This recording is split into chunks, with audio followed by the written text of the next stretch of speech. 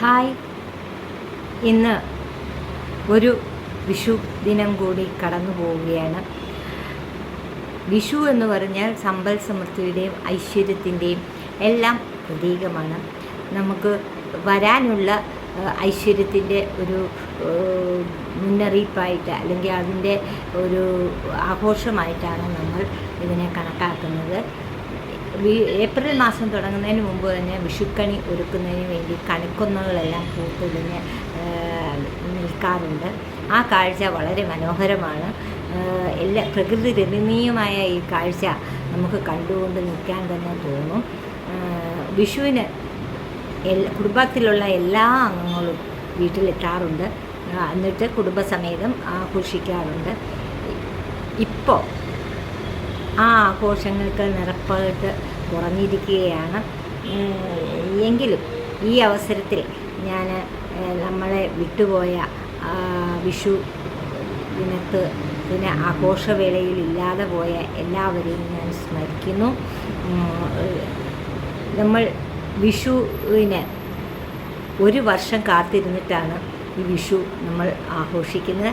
ആ ആഘോഷവേളയിൽ എല്ലാവരും കൂടെ ചേർന്നുള്ള ഒരു കൂട്ടായ്മ ഉണ്ടാകുന്നത് എല്ലാവർക്കും വളരെ സന്തോഷം നൽകുന്നതാണ്. ഇന്നത് മിക്കവാറും സാധിക്കാതെ പോവുകയാണ് ഉണ്ടാകുന്നത്.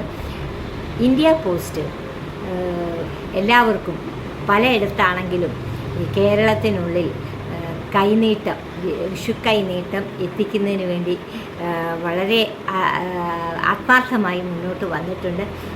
പോസ്റ്റ്മാൻമാർ വീടുകളിൽ കൊണ്ട് എത്തിക്കുന്നുണ്ട് ഈ വിഷു കൈനീട്ടം.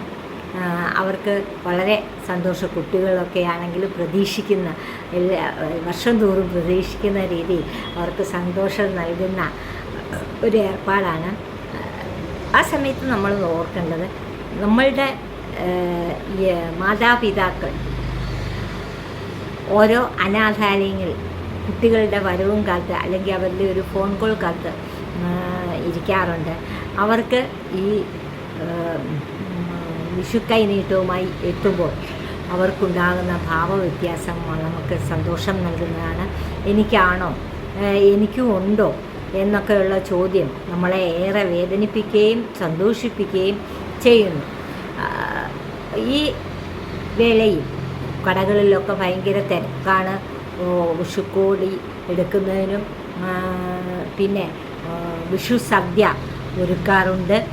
വീടുകളിൽ ഒരുക്കുന്നത് ഇപ്പോൾ കുറവാണ് എന്ന് പറഞ്ഞാലും പണ്ടത്തെ പോലെയില്ല. ഇപ്പം ബുക്ക് ചെയ്താൽ വീട് പടിക്ക് കൊണ്ടുതരുന്ന ഏർപ്പാടുണ്ട്. നമുക്ക് ഒന്നും അറിയേണ്ട, വീട്ടിൽ തന്നെ ഭക്ഷണം എത്തും, സദ്യ എത്തും. ഇങ്ങനെ ഉള്ള സമയമാണ് ഇപ്പോൾ. അങ്ങനെ വന്നപ്പോൾ ആർക്കും ഒന്നിനും സമയമില്ലാതെ ആയിരിക്കുകയാണ്. ഈ വിഷുവിന് എല്ലാവർക്കും ഞാൻ വിഷു ആശംസകൾ നേരുന്നു.